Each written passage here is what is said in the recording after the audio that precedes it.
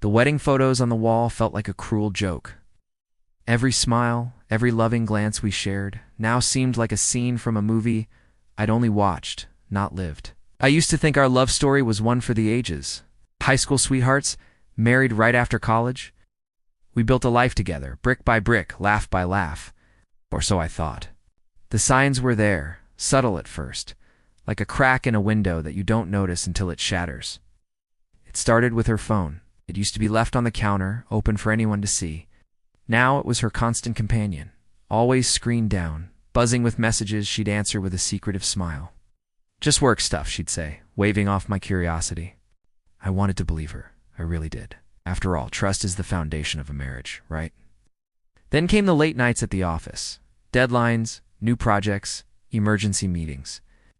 The excuses were always plausible, always just reasonable enough to quell the growing knot of anxiety in my stomach. But the woman who came home wasn't the same. The spark in her eyes when she looked at me had dimmed, replaced by a distant, distracted gaze, and she'd smell faintly of a cologne that wasn't mine.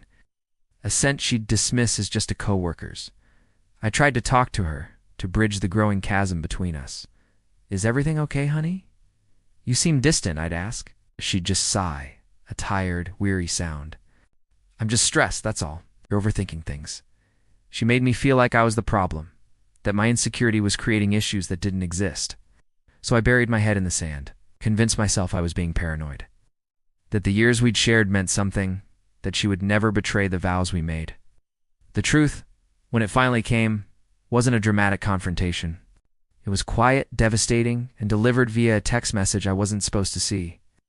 I'd picked up her phone to set an alarm for the next morning, something I'd done 1,000 times before. And there it was. A preview on the lock screen. Can't wait to see you again. Tonight was amazing. It wasn't from a coworker. It was from a name I didn't recognize, followed by a heart emoji. In that single, heart-stopping moment, my carefully constructed world crumbled. The late nights, the secret calls, the strange call in it all clicked into place, forming a picture of deceit I could no longer ignore. The denial I had wrapped myself in for months was ripped away, leaving me raw and exposed. The silence in our house that night was deafening. The woman sleeping beside me was a stranger. I confronted her the next morning. The fight was ugly, full of tears and shouted words that can never be unsaid.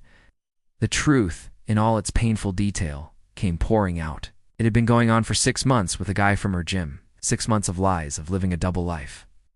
The aftermath was a blur of pain, anger, and profound sadness. Friends and family told me I was blind, that they'd seen the signs for ages. But when you love someone, you want to believe the best in them. You ignore the red flags because acknowledging them means admitting your world is falling apart.